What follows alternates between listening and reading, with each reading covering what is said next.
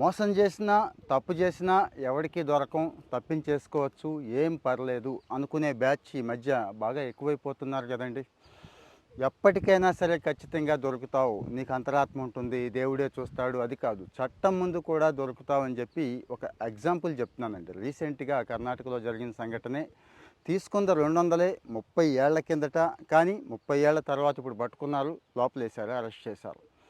కేశవమూర్తిరావు అని చెప్పి కర్ణాటకలో అండి. అప్పుడు అతనికి 25 ఏళ్ళు. ఉద్యోగం ఇస్తాను అని చెప్పి మహదేవ్ వైద్య అనే కుర్రాడి దగ్గర 200 తీసుకున్నాడండి. 200 గుర్తుంచుకోండి. అంటే 30 ఏళ్ల కిందట. 30 ఏళ్ల కిందట కాబట్టి 2000, 20,000కు సమానం అనుకోవచ్చు. ఓకే. కానీ అది ఇప్పుడు పట్టుకున్నారు అతన్ని. ఇప్పుడు దొరికాడండి. ఇప్పుడు కూడా ఇప్పుడు బాగా ఎక్కువైపోయింది కదా. 30 ఏళ్ల కిందట తక్కువ మంది ఉండేవాళ్ళు. ఇప్పుడు మన చుట్టూ వాళ్ళే ఉన్నారండి. ఏం పర్వాలేదు, ఏదో రకంగా చిట్టీలని, అవని ఇవని, అప్పులని, అప్పు తీసుకొని ఎగ్గొట్టి ఇక దానికి దీనికి ఒకటి కాదు, రెండు కాదు, ఈ టైప్ బ్యాచ్ చాలామంది ఉన్నారు. తప్పించుకుందాం అనుకుంటున్నారు. కానీ చట్టం చాలా గొప్పది. చట్టం ముందు అందరం కూడా చిన్నవాళ్ళమే, ఖచ్చితంగా దొరుకుతాం అని ఈ ఎగ్జాంపుల్ చెప్తోందండి.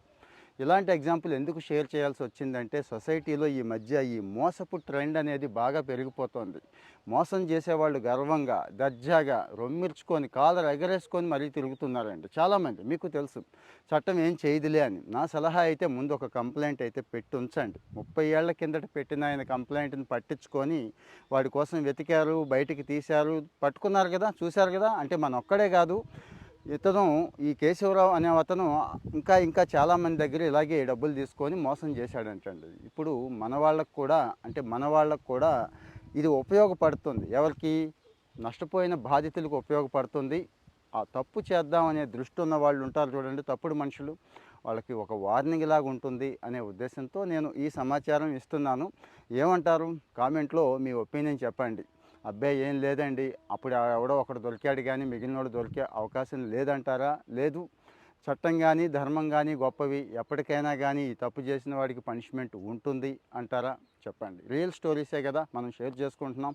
సో మరి ఫాలో అవుతూ ఉండండి. ఇలాంటి మంచి రియల్ స్టోరీస్ కోసం మన వాళ్ళకు కూడా షేర్ చేయండి. Thank you.